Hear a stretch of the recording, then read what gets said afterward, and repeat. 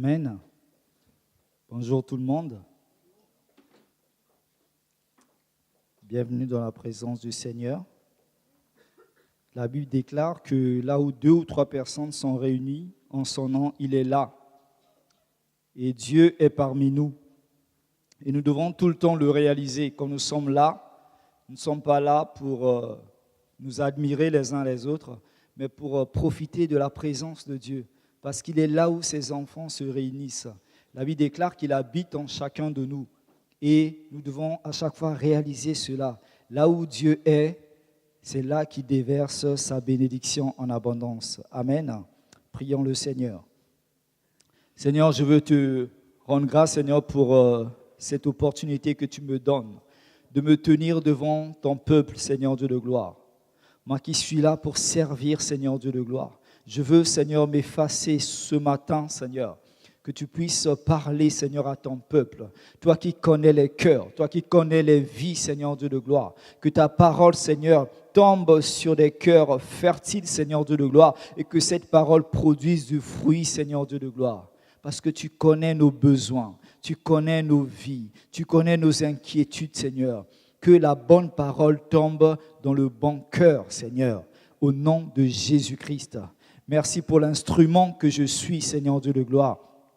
Merci de m'utiliser avec sagesse, avec puissance ce matin. Au nom de Jésus-Christ. Amen. Amen. Le thème de ce matin, c'est « Fortifie-toi et prends courage ». Amen. Fortifie-toi et prends courage. Dieu te demande de te fortifier, de prendre du courage.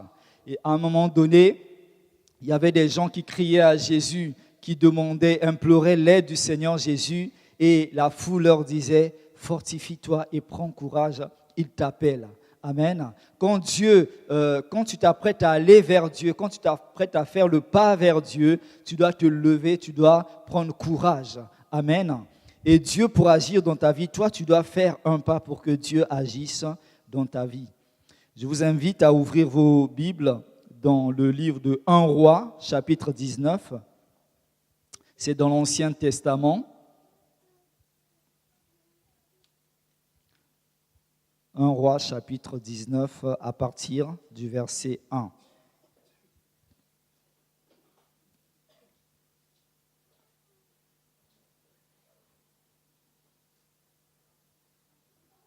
Vous y êtes?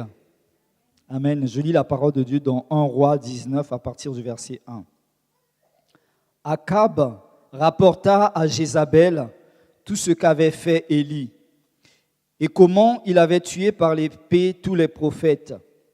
Jézabel envoya un messager à Élie pour lui dire « Que les dieux me traitent dans toute leur rigueur si demain à cette heure je ne fais de ta vie ce que tu as fait de la vie de chacun d'eux. » Élie, voyant cela, se leva et s'en alla pour sauver sa vie. Il arriva à Beersheba, qui appartient à Juda, et il y laissa son serviteur.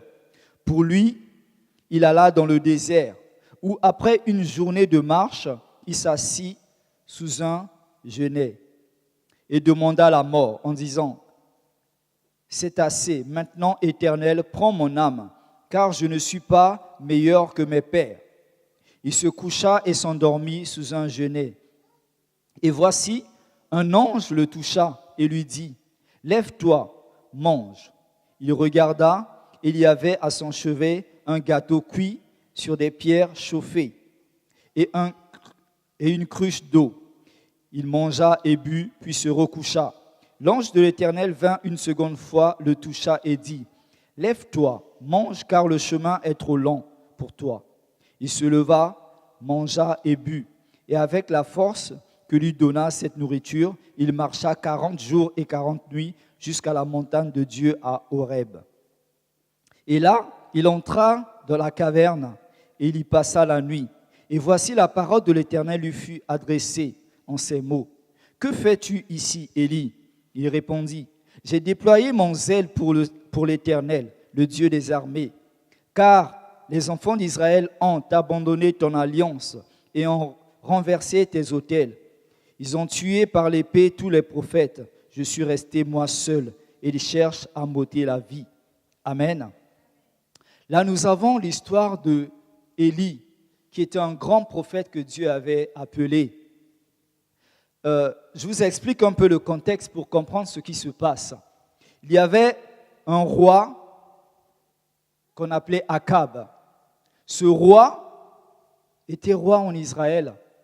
Et à un moment donné, ce roi s'est détourné de la face de Dieu. Il a emmené un Dieu étranger là où était le peuple d'Israël. Donc, il s'est détourné de la voie de Dieu.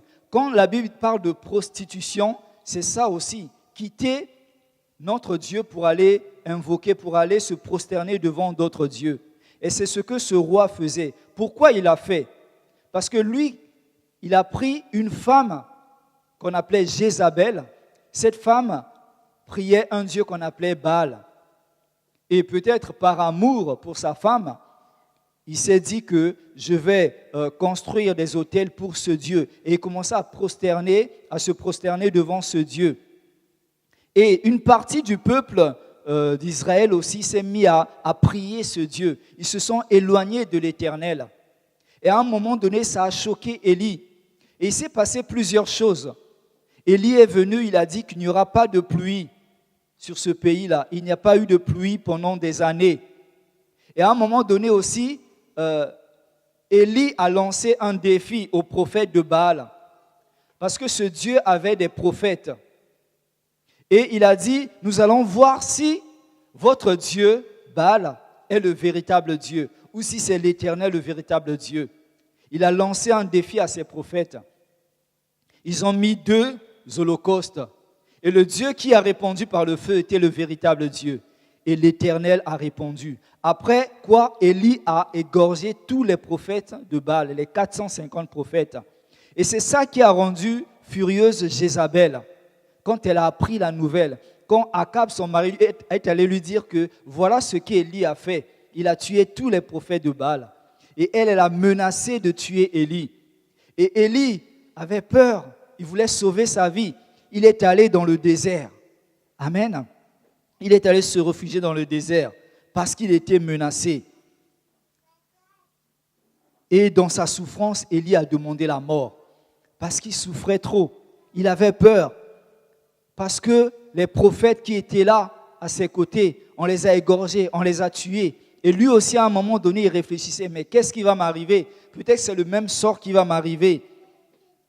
Et nous aussi, enfants de Dieu, il nous arrive souvent de traverser des périodes difficiles dans notre vie, où on perd de l'espoir, où on se dit, mais qu'est-ce qui nous arrive? Nous sommes humains, bien-aimés. Et quand nous traversons le désert, les épreuves, humainement, nous sommes fatigués. Moralement, ça nous épuise. Nous ne sommes pas des super-héros. Même si nous sommes enfants de Dieu aujourd'hui, ça peut arriver qu'on tombe. Ça peut arriver qu'on touche le fond par nos problèmes, par tout ce qui peut nous arriver. Mais le plus important, c'est quelle est ton attitude? Quelle sera ton attitude vis-à-vis de cette difficulté, vis-à-vis de tes épreuves? Là, nous voyons Élie qui a pris la fuite. Et ce n'était pas la volonté de Dieu qu'il aille dans le désert. C'est pour ça qu'à un moment donné, Dieu lui dit, « Que fais-tu ici, Élie ?» Parce qu'il n'était pas au bon endroit. Nous, des fois, quand nous sommes en difficulté, nous nous éloignons de la maison de Dieu. Nous nous isolons. Et c'est un danger, bien-aimé. Quand nous sommes immergés de problèmes, engloutis de problèmes, quand nous tombons, c'est mieux d'être dans la présence de Dieu. Parce qu'il n'y a que Dieu qui peut te donner la force. Vous savez, le malin attend que tu sois plus bas pour pouvoir t'écraser, pour pouvoir t'anéantir. Il ne faut jamais lui donner cette occasion. Donc, il y a des moments sombres dans notre vie, des fois. Et on a l'impression que le malheur partage notre quotidien. Tout ce qu'on fait ne réussit pas. On a l'impression qu'on est maudit. Rien n'avance, rien ne marche dans notre vie. On se dit, mais pourquoi ça m'arrive à moi? Qu'est-ce que j'ai fait? Et on se met à réfléchir, mais où j'ai péché contre Dieu? La dernière fois, on a vu l'histoire de Job. Ça ne veut pas dire que si les choses t'arrivent comme cela, tu es dans le péché. Non. Même si tu es dans la volonté de Dieu, le malin est toujours là, il cherchera toujours à nuire à ta vie. Le diable est toujours là. Sa volonté, c'est de te détruire, de t'éloigner de la volonté de Dieu. Alléluia. Et dans ces moments, c'est comme si tu n'as plus envie de prier. Tu n'as plus envie de faire quoi que ce soit. Et c'est normal, bien-aimé. Moi aussi, des fois, je suis passé par là. On est là, on veut prier, on veut présenter notre problème à Dieu. On veut exposer, soumettre notre requête à Dieu. Mais il nous manque des mots. On n'a plus de paroles parce qu'on est désespéré, parce qu'on est abattu, parce qu'on est inquiet. On est dans la dépression quelquefois. Et tu ne sais plus quoi dire à Dieu. Tu ne sais plus quelle prière adresser à Dieu. Faites attention, bien-aimés, de ne pas prendre des décisions dans ces moments parce que nous sommes vulnérables et nous pouvons prendre des décisions qui peuvent mettre notre vie en danger. C'est ce qu'Élie a fait. Il est allé dans le désert, loin de la mission que Dieu lui avait donnée. Il est allé demander la mort. Il cherchait, il errait dans le désert. Et le désert peut représenter les temps de souffrance, l'épreuve que tu traverses. Peu importe la durée de ton épreuve, la Bible dit que Dieu ne pourra jamais te permettre une épreuve qui soit au-delà de tes forces. Dieu connaît tes limites. Il sait là où tu peux t'arrêter. Mais il faut persévérer, bien-aimé. À un moment donné, tu connaîtras le succès, tu connaîtras la victoire. Comme le verset que le pasteur nous a lu ce matin dans le 3e livre de Jean. Dieu souhaite que tu sois prospère dans tous les domaines. Donc ce qui t'arrive, ce n'est pas la volonté de Dieu. Mais Dieu est là avec toi. Amen. Et ne cherche pas. Moi, des fois, j'ai traversé des moments difficiles il y a quelques années en arrière où ça m'est même arrivé de penser à la mort. Amen. On est des humains.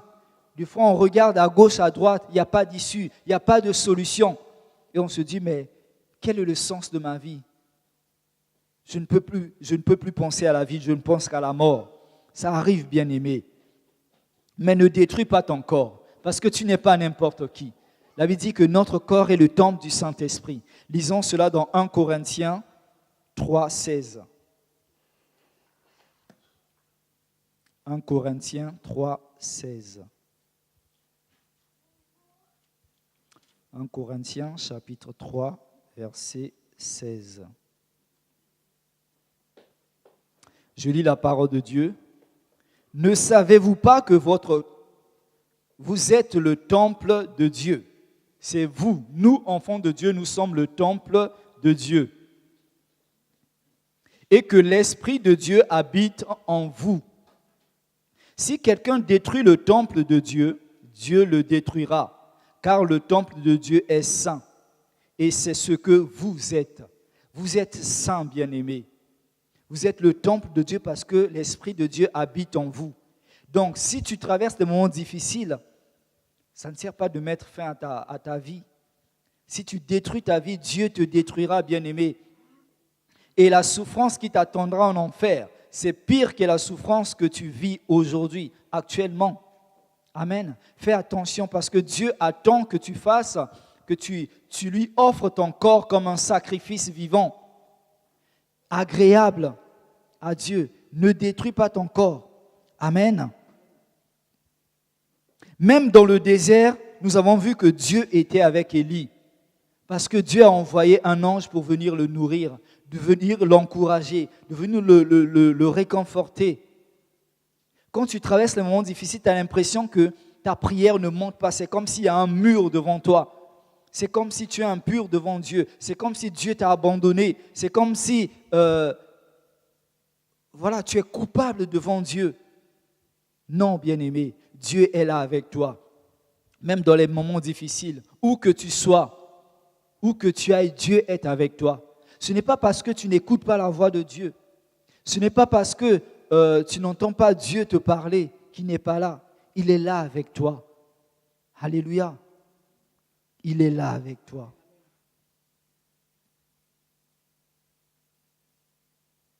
Le silence ne signifie pas l'absence de Dieu. Alléluia. Tu sais, quand tu traverses le désert, moi à l'époque, je regardais des films western, des gens qui étaient blessés, qui erraient dans le désert avec leurs blessures et tout. On avait des vautours qui rôdaient autour, qui attendaient que la personne meure, que la personne s'écroule pour pouvoir s'acharner sur le corps de la personne. Et c'est comme ça, quand tu es dans le désert, quand tu traverses l'épreuve, le diable, il est là, il attend. Il attend que tu tombes. Il attend que tu descendes plus bas. Mais le plus important, est-ce que tu vas rester dans cette position? Est-ce que tu vas rester à terre? Ou est-ce que tu vas te relever? Parce que si tu restes à terre, là, il va s'acharner sur toi. Amen. Dieu te donne la force de te lever. Dieu te donne le courage de te lever. Il faut te lever. Il y a des choses que Dieu va faire, mais il y a aussi ta part. Amen. Et vous voyez, des fois, Jésus priait pour les paralytiques, ou les disciples aussi, mais il tendait la main. Il faut que la personne fasse un effort pour se relever. Dieu te tend la main. Il faut que tu te relèves. Quand tu restes dans cette position-là, ce n'est pas bon pour toi. Ce n'est pas bon pour ta vie spirituelle. Ce n'est pas bon pour ta vie chrétienne. Dieu veut que tu te lèves. Ne permets pas aux vautours de s'acharner sur toi. Parce que le malin n'attend que ça. La Bible dit qu'il rôde comme un lion. Il cherche qui il va dévorer. Nous aurons toujours des problèmes, Jésus a dit. Vous serez persécutés, pressés de part et d'autre. Personne sur cette terre n'a jamais une vie sans problème. Même ceux qui sont milliardaires aujourd'hui, ceux qui sont riches aujourd'hui, ils ont peut-être plus de problèmes que toi et moi. Moi, je me souvenais de Barack Obama qui disait « Vivement que je ne sois plus président pour me débarrasser de ces gardes du corps parce qu'il y a une certaine pression. » Amen. Même les stars que vous voyez qui se droguent là, c'est parce qu'ils ont trop de pression. Ils ont trop de problèmes. Amen. Mais ces choses n'apportent pas la solution. Il n'y a que Jésus qui peut nous apporter cette paix. Amen. Alléluia. Donc dans le désert, Dieu est avec toi. Fortifie-toi et prends courage.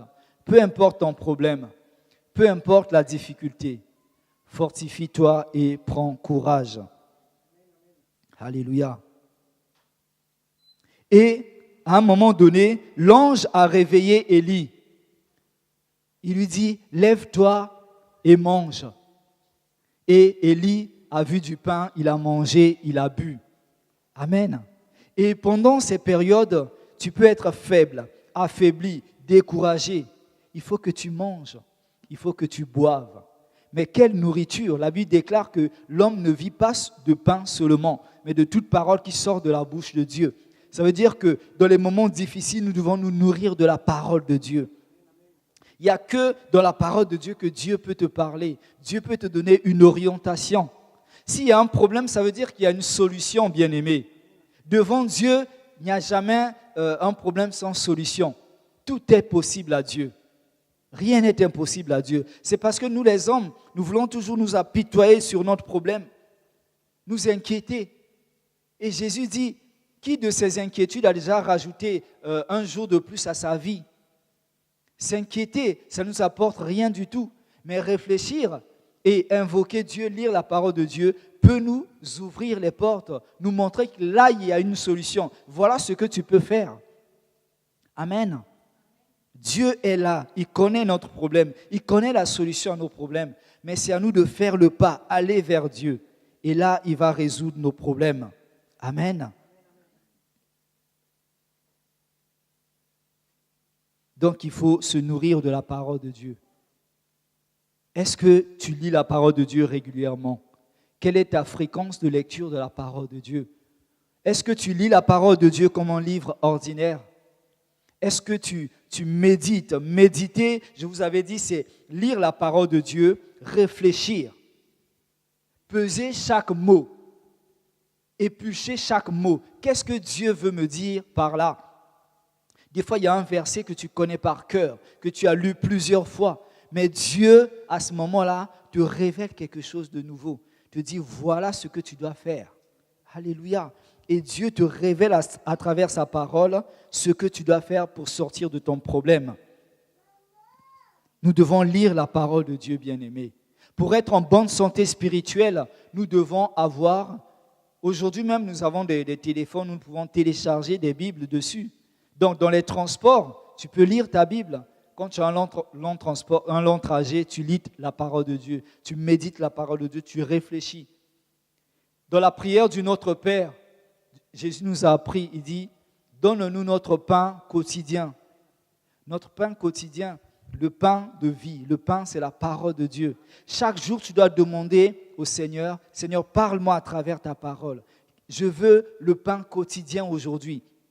Et quand tu demandes, Dieu te parle à travers sa parole. Il y a une vérité pour toi dans la parole de Dieu. C'est quand on dit la parole devient réma, c'est ça. Une parole révélée pour ta vie, révélée pour une situation déterminée.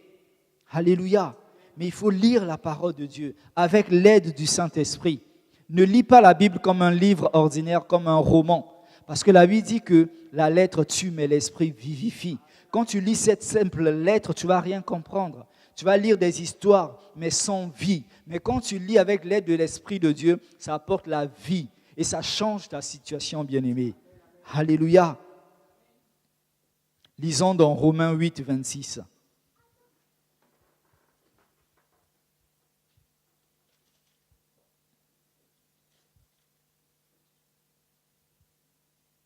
Romains chapitre 8, verset 26.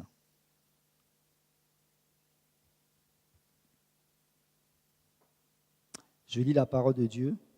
De même aussi, l'Esprit, quand on dit l'Esprit avec un grand E, c'est le Saint-Esprit de Dieu. Amen.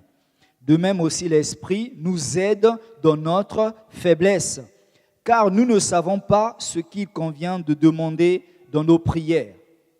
Mais l'Esprit lui-même intercède par des soupirs inexprimables. Là, on nous parle du parler en langue. Ça veut dire quand tu es dans les moments difficiles, tu es abattu, tu ne sais plus quoi dire, tu ne peux plus prier en français, tu pries en langue, la langue des anges. Tu peux lire dans 1 Corinthiens 14, je crois, tout le chapitre à la maison, ça explique c'est quoi le parler en langue. Et là, tu peux prier en langue, tu pries en langue. Même si tu ne comprends pas, la Bible dit que tu ne comprends pas, mais c'est le Saint-Esprit qui intercède pour toi par des soupirs inexprimables, que tu ne comprends pas, que personne ne peut comprendre. Mais lui, il comprend parce qu'il traduit envers Dieu. Amen. Et ça te donne de la force. Moi, quand j'ai traversé des moments difficiles, je ne savais plus quoi dire à Dieu, parce que j'avais tout dit. C'est comme si tu as épuisé tout ton vocabulaire. Moi-même, je tournais dans la salle, je priais en langue. Et ça me redonnait de la force. Ça me redonnait de la force et je sentais que Dieu me faisait un câlin. Je sentais que Dieu me prenait dans ses bras et ça me redonnait de la force. On a besoin de ça, bien-aimé. La prière. Ne reste pas les bras croisés sans rien faire, bien-aimé. Quand tu es dans ces moments-là, prie beaucoup. On a besoin de ça. Alléluia. 2 Corinthiens 12, 7.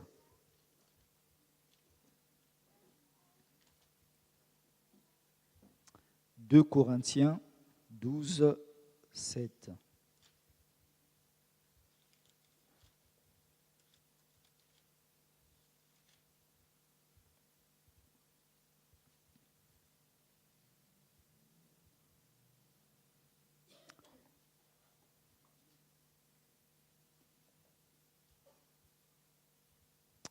« 2 Corinthiens 12, 7.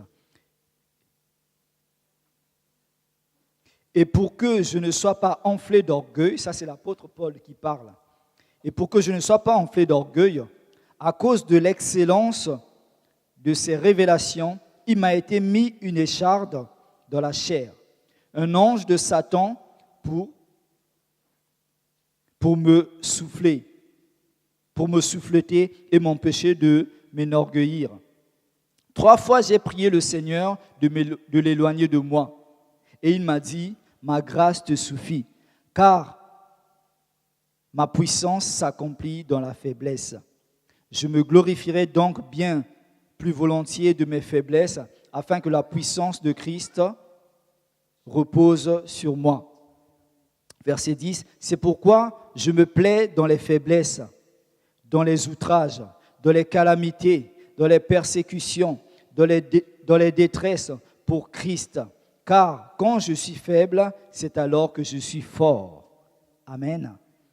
Et l'apôtre Paul disait, ce que l'ange de Satan, Dieu a permis que l'ange de Satan mette quelque chose en lui qui le dérangeait, qui lui faisait mal. Il dit, Seigneur, enlève ça de moi parce que ça me dérange. Dieu lui dit, ma grâce te suffit. Alléluia.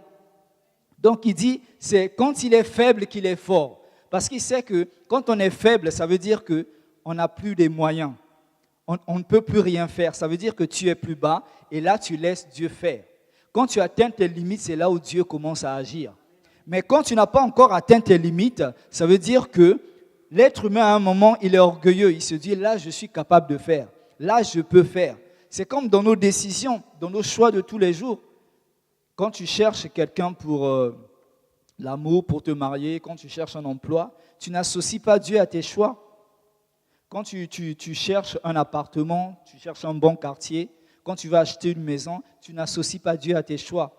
Mais quand tout va mal, là, tu cherches la face de Dieu. Amen. Dès le début, on doit associer Dieu à nos choix pour aller de victoire en victoire, de gloire en gloire. Amen. Et c'est ça. Donc, quand tu fais tes choix toi-même, à un certain moment, tu te vois que je n'ai pas besoin de Dieu. Là, je peux m'en sortir. Mais là, Dieu ne va pas agir. Mais quand tu te sens incapable, impuissant, c'est là où la puissance de Dieu se manifeste. Donc, quand dans ta situation, tu es plus bas, c'est là où tu dois être sensible parce que Dieu va se manifester. Alléluia. Et c'est là où tu dis, Seigneur, sans toi, je ne peux rien faire. J'ai besoin de toi. J'ai besoin que tu m'aides. J'ai besoin que tu me soutiennes. Alléluia. Bien-aimé, peu importe ton problème ce matin, peu importe ce que tu traverses, peu importe par où tu es passé, Dieu veut se glorifier dans ta situation. Dieu est un Dieu jaloux. Dans quel sens? Parce qu'il ne veut partager sa gloire à personne. Regardez avec l'histoire que nous venons de lire. Le Dieu Baal. Dieu s'est manifesté avec puissance à travers le défi que Élie a lancé au prophète de Baal. Donc Dieu ne partage jamais sa gloire avec qui que ce soit. S'il veut te bénir dans ta vie, il veut tirer la gloire. Il veut que ce soit lui, que tu puisses témoigner. Pour pas que tu puisses te vanter, oui, c'est moi par mes propres moyens, par mes propres forces et tout. Non, tu remets ton problème à Dieu et quand Dieu te bénit, témoigne ce que Dieu a fait dans ta vie. Et là, tu encourages Dieu à travailler dans ta vie. Parce que quand tu ne témoignes pas, comment les gens sauront que c'est Dieu qui t'a béni? Comment les gens sauront que Dieu agit, Dieu fait encore des miracles? Les gens croient en la parole de Dieu. Les gens ont entendu parler de Jésus parce que les gens ont témoigné. Souvenez-vous de cette femme samaritaine. Elle a entendu ce que Jésus a dit. Elle est allée dans son village. Elle a dit, venez voir cet homme. Et les gens sont venus, ils ont entendu la parole de Christ. Alléluia. Donc nous devons témoigner, bien-aimés, ce que Dieu fait dans notre vie. C'est pour la gloire de Dieu, non pas pour la gloire d'un homme.